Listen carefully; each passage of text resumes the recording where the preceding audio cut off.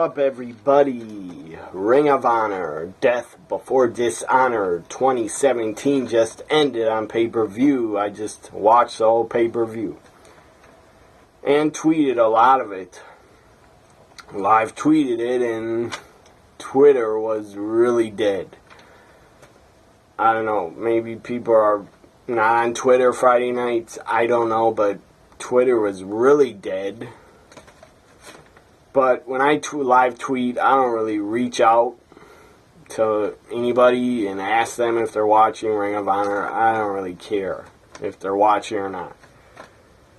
Sometimes I care, but most of the time I just tweet and keep to myself, and I don't really talk to anybody unless they talk to me first. So anyways, Ring of Honor, Death Before Dishonor 2017 review. Up first was the Kingdom against the Briscoes and Bully Ray's 6-man tag match. Winners would get a 6-man tag title shot later on in the pay-per-view. Bully Ray and the Briscoes win. This match had a lot of dives. It was pretty action-packed. Good first matchup. We had one of the Briscoes, I believe Jay Briscoe, I think. He hit the Cactus Jack. He's on the ring apron and bang bang. When bang bang hit the Cactus Jack, diving elbow off the apron. And then we had Jay Briscoe again hit a dive to the outside, taking out 3 members of the Kingdom. And then Bully Ray went up to the top rope. He did a dive to the floor on top of somebody. So the finish was, I have some notes on some of the matches. The finish was a Doomsday device from one of the Briscoes off of Bully Ray's shoulders. 1, 2, 3. Bully Ray and the Briscoes are now going to get a title shot at the 6-man tag titles. So then after they win, Jay Briscoe, during the match, after, it seemed like Jay Briscoe and Bully Ray were not getting along. And Jay Briscoe grabs a chair because he was hit with a chair by the Kingdom, and he got a concussion from that. So Jay Briscoe picks up a chair and hits one of the Kingdom in the head. I forget which one. So Briscoes and Bully Ray win. They'll get a title shot later at the 6-man tag titles. Up next was Marty Scurll, the Villain, taking on Chucky T. Decent match, pretty damn good, better than decent. I don't know much about Chucky T. The guy's pretty good. But Chucky T, you might want to go to a gym and get in better shape, because he wasn't in that good of shape. He wasn't fat, I'm just saying the guy had like no muscle mass at all. So Marty Scurll, the Villain, wins. Chucky T taps out to the Villain. So far my predictions, I'm 2-0. Third match of the pay-per-view was, let's see here. Third match was, where the hell is it? Punishment Martinez was the third match of the night. Punishment Martinez, Jay White, Las Vegas street fight. This kicked off immediately with Jay White coming from behind. Punishment Martinez with a chair bashes a chair into the back of Punishment Martinez. He flies out of the ring. So that's how the Vegas street fight started. It was a Vegas street fight because this pay-per-view was in Vegas. The crowd looked decent. I think maybe 1,000 were there. Maybe less. I don't know. And I don't really care. So anyways, the Vegas street fight was pretty damn good. We saw chairs, we saw trash cans, we saw thumbtacks at the very end. 6 chairs. Jay White at one point, during the end of the match, Jay White set up 6 chairs in the middle of the ring, piled up 2 other chairs on the floor. So there were 6 chairs piled up and set up in the middle of the ring, but it backfired. Jay White gets last ride, Undertaker's last ride where he picks you up. That's what Punishment Martinez did. A last ride power bomb to Jay White on top of the 6 chairs. That was sick. That was insane as hell. That had to leave a mark, and Jay White's probably going to be very sore tomorrow. That was awesome. And then Punishment Martinez does it again. He picks up Jay White again, power bombs him on the 6 chairs again. Then after that, Punishment Martinez brings in a bag and dumps him out a lot of thumbtacks. Anyways, Jay White ends up getting chokeslammed on the thumbtacks. Jay White gets, and also during the match, Punishment Martinez did a dive over the top. That was damn impressive for a big man. And he is a big man. I think he's like 6'7" or 6'8", something like that.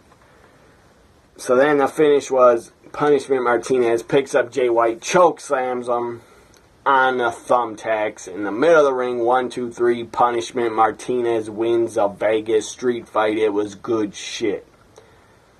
It was a mix of some high spots and hard-hitting action and a lot of use of weapons. It was good shit, in my opinion.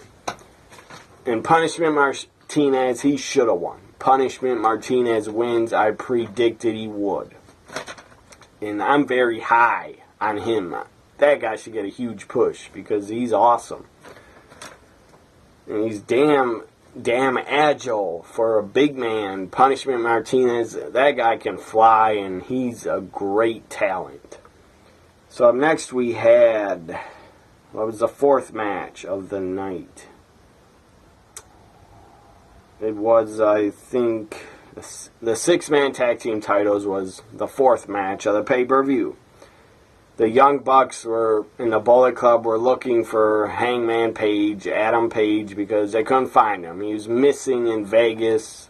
I don't know what happened to him. Maybe he was blacked out last night or something. Maybe he made himself into a Hangover movie and he didn't know where the hell he was. I'm just making this up to try to be funny. So who knows?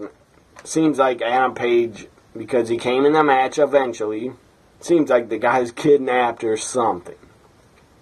Whatever. They were in Vegas. What happens in Vegas, I guess, really does stay in Vegas. Nobody will ever know where the hell Hangman Page was because the guy duct tape on his mouth and duct tape on his two hands and on his wrists were together. So that's pretty crazy. So what happens in Vegas really does stay in Vegas. We'll never know what happened to Adam Page and where the hell he was. So the Young Bucks come out. They're the 6-man tag champs, and they're not god-awful, but I really dislike them as wrestlers. They're just high spot monkeys, in my opinion. So anyways, Young Bucks come out. They're the 6-man tag champs with Adam Page, a.k.a. Hangman Page. He was missing. He didn't come out with them. Up against the Briscoes and Bully Ray. And then finally, in the beginning, Adam Page, Hangman Page, appears in the ring. He's duct taped around his wrists, or together, duct tape on his mouth. He climbs up to the top rope, and the Briscoes and Bully are outside the ring.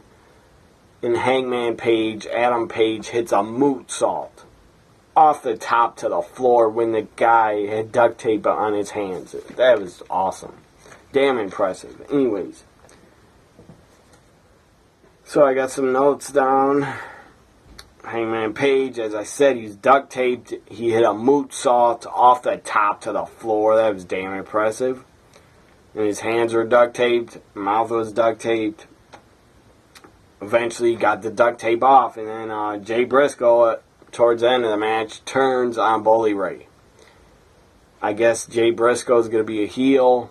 Probably will feud with his brother and Bully Ray to the end of the year. So Jay Briscoe turns on Bully Ray, gets a table in the ring, and hits Bully Ray with the edge of the table, knocks out Bully Ray. Bully Ray's out cold after the match.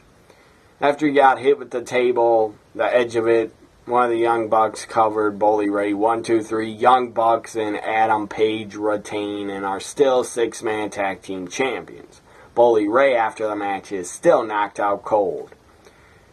There's like 4 refs in the ring checking on him. He has ice packs on the side of his neck and stuff like that. So in the future, Jay Briscoe feuding with his brother. I would like to see that. And feuding with Bully Ray. So up next we had the 5th match of the pay-per-view was Kenny King challenging for the Ring of Honor TV title. Kushida defending against Kenny King. Kenny King's daughter was at ringside in the front row, and Kushida's mother was also in the front row that they showed on camera. Kushida, great talent. The guy's damn good. The guy never does botches. The guy is crisp. The guy looks great in the ring. Kushida's awesome. But Kushida loses. Kenny King wins and is the new Ring of Honor television champion. This match was pretty damn good.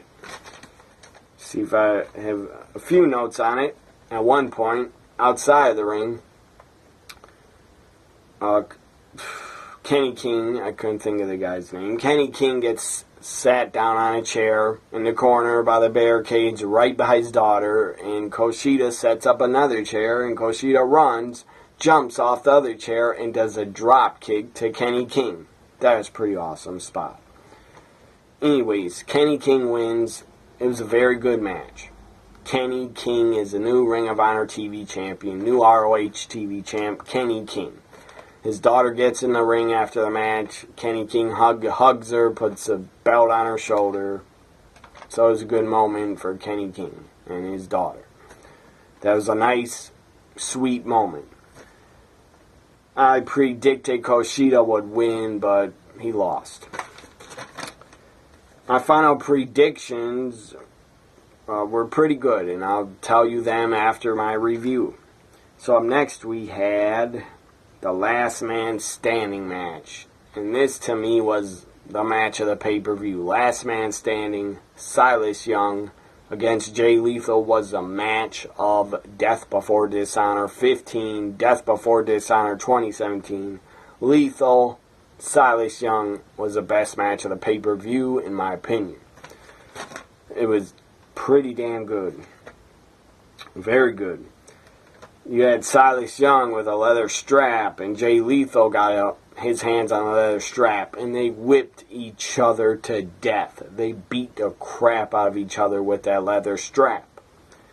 And at one point, you had both of them suplex each other on the outside of the ring on the mat. You had tables get broken. At one point, you had Silas Young set up a table outside of the ring. He put Jay Lethal on the table. Beer City Bruiser goes up to the top, jumps off the top, and he's going to destroy Jay Lethal and put him through the table. Jay Lethal gets off the table, so Beer City Bruiser, the guy's probably 360, 350. Maybe he's close to 400. I don't know. But Beer City Bruiser does a frog splash and misses Jay Lethal and crashes through the table on the outside of the ring. That's a pretty awesome spot. Then more tables are broken off the ring apron. Jay Lethal off the ring apron hits lethal injection to Silas Young through another table. That was a great spot. This was Last Man Standing, so the ref started counting. So then after that, Jay Lethal gets pushed inside the ring, gets pushed into the referee, and Lethal and the ref's heads basically slam against each other. And the ref was holding the side of his head over his eye. He was almost cut open. Jay Lethal was busted open. It might have been the hard way because he slammed in the ref's head. So I don't know if Lethal bladed or not. But it looked like the hard way because there wasn't that much blood. So Jay Lethal's busted open. The ref is down. So then Silas Young, the ref is counting Jay Lethal out. He's at 7. And Silas Young grabs the ref's hands and makes him stop counting. So he stops counting. It was the guy that couldn't make the 10 count would lose. So Silas Young stops the ref when he's at 7. That was not a smart move. So after that, then Silas Young hits a lethal injection on Jay Lethal. That got a big pop in reaction. Then Silas Young goes to the outside, pulls a ladder outside from the under the ring, puts a ladder in the ring. It's like 18-foot ladder, at least. Jay Lethal doesn't want to use the ladder. He pushes it outside of the ring. Lethal goes to the outside. Jay Lethal sets up a table outside and goes back into the ring, and Jay Lethal hits 2 lethal injections, 2 of them, to Silas Young. So then after that, Jay Lethal gets the table out, sets it up on the outside. And I have more notes. And Lethal puts Silas Young on the table, lays him on it. Lethal's climbing up to the top of the ladder. He goes like this. Before he climbs the ladder, he goes like this. Randy Savage used to do that. So Jay Lethal's climbing up the ladder to do his Randy Savage elbow off the top of the ladder. He's halfway up the ladder. Silas Young breaks it up and starts bashing, hitting Lethal with a chair. When he's on the ladder, he keeps hitting Lethal with the chair. And then Silas Young climbs up the other side of the ladder and has zip ties. And zip ties Jay Lethal's wrist and arm to the top of the ladder. He zip tied Lethal's arm to the top of the ladder. That was pretty damn innovative, and I've never seen that before in a wrestling ladder match or any type of street fight or last man standing. Never seen that in ECW, WWE, WCW. I've watched every company, and I've never seen another wrestler zip tie another wrestler's wrist to the top of the ladder. So Lethal was trapped. He couldn't move his arm. It was stuck on top of the ladder because it was zip tied. Silas Young's still on the ladder on the other side of it. And then Silas Young and Jay Lethal are fighting up there, and then they both are shaking a ladder, and they both go crashing through the table on the ladder at the same time. That was an awesome spot. Crowd was going insane. So then the ref is counting. The ref is at 9. The ref is at 9. Silas Young gets up on the outside of the ring. Silas Young gets on his feet at 9. The ref counts to 10. And the match is over. The last real man, Silas Young, is the last man standing. Silas Young wins. And it was a match of the pay-per-view, in my opinion. Last man standing, Lethal. Silas Young was very damn entertaining. So up next we had the Addiction, not the Addiction, but the Ring of Honor Tag Team titles. I got the Addiction on my brain because they did a run-in. So the Ring of Honor Tag Team Championships is next. The Young Hacks, I'm not going to call them Young Bucks, the Young Hacks, the Spot Monkeys are, again, have a second match on this pay-per-view because they were double champions. So the Young Hacks are defending the tag titles against the Motor City Machine Guns. It's great that they're still together. They're damn good together. And I'm happy for both Shelley and Sabin that they're in a major company. TNA really screwed up Impact. Should never let them go. But whatever. I'm very happy to have work outside of Impact or whatever they're calling themselves. I guess they can't call themselves GFW anymore because Jarrett is gone. And he owns that name. So Motor City Machine Guns and the Young Hacks for the tag titles. Motor City Machine Guns win. Very happy about that. Very happy for them. I was a huge, huge fan of them when they were in TNA. Motor City Machine Guns were great in TNA. I remember that, a best of series with beer money. That was great.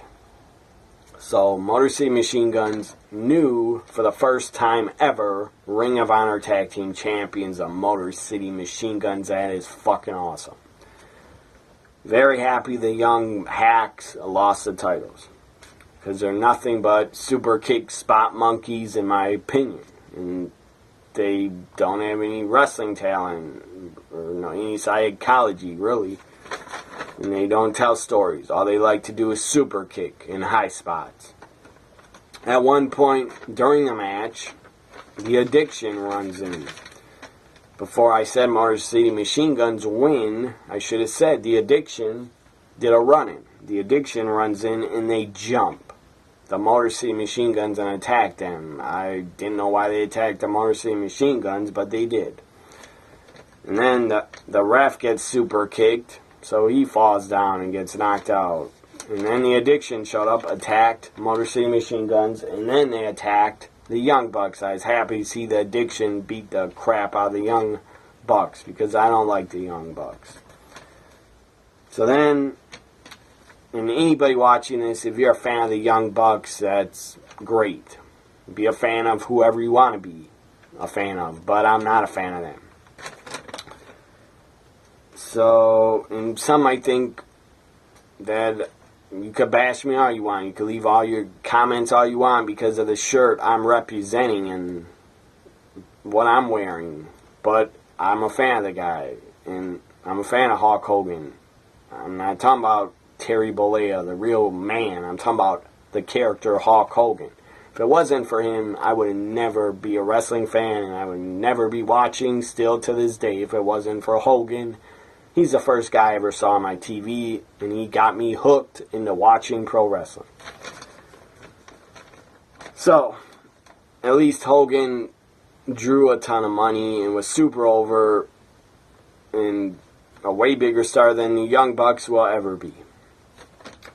Even though the Young Bucks might draw money, but they're not on Hogan's level in my opinion and never will be. So the Addiction then jumps the Young Bucks. That was awesome. But the Young Bucks and Motor City Machine Guns team up and lift up Frankie and Christopher Daniels, pick them up in the Indie Taker, and they both hit Indie Takers to Daniels and Kazarian on the floor. That was a pretty cool spot, because Motor City Machine Guns and the Young Bucks were working together to take out the Addiction. Motor City Machine Guns, new Ring of Honor Tag Champs. Very happy about that. Now to the main event. This pay-per-view had 4 title matches and 1 new champion so far, or 2 new champions so far out of the 3 title matches. Main event time, Cody Rhodes taking on his challenger from, I believe he's in New Japan still. The guy's a legend. The guy looked pretty old. I'm not sure how old he is. Looked maybe 50. I don't know if he's older. But anyways, it was a pretty good main event. It was hard hitting. Suzuki, I think it's Suzuki, I forget. And I apologize. The guy's a legend. I didn't follow his career, and I don't know that much about him. But the guy is a legend. So Suzuki taking on Cody Rhodes. I'm going to call him Cody Rhodes because I'm not afraid of getting sued by WWE. That's ridiculous that they won't let Cody use the last name Rhodes. How can they think they own it? You don't own it. That's stupidity. Anyways, we all know who Cody is. He's still at Rhodes, and he's always going to be Cody Rhodes. He's a Ring of Honor World Champion. He was defending against his opponent from New Japan, Minoru Suzuki. So it was a good match. It was hard hitting. It wasn't that long. It was probably over, I think, 15 minutes. At one point during the match, Minoru was going to kick Cody in the face on the outside of the ring, but Cody grabbed his wife Brandy Rhodes and pulled her in front of him, and then he didn't kick. He didn't do the kick to Brandy because that would have not been good. But that was a great heel move by Cody. pulling his wife in front of him. Then at one point during the match, Cody's outside the ring and he flipped off some fans in the front row. That was pretty cool. So Cody Rhodes wins when he hits Crossroads. 1, 2, 3. It was kind of odd that he didn't kick out of Crossroads, but he didn't. The ending, the finish, was just felt like he should have kicked out. I don't know. It just ended too quickly, in my opinion. The finish was like, just, I don't know. It was weird how it ended. 1, 2. When he counted 2, I expected the guy to kick out. He didn't kick out. So Cody Rhodes wins and is still Ring of Honor TV champion. Bullet Club still has the Ring of Honor World title. Cody Rhodes retains. This was my Death Before Dishonor 15 review. Hope you enjoyed it. My predictions, my final results of my predictions I went 6 for 2. So not that bad. I was actually proud of myself for doing so well in my predictions. So Death Before Dishonor 15 is in the books. This Ring of Honor Death Before Dishonor 15 2017 pay-per-view review is also in the books. Have a great weekend, everybody. Bye for now.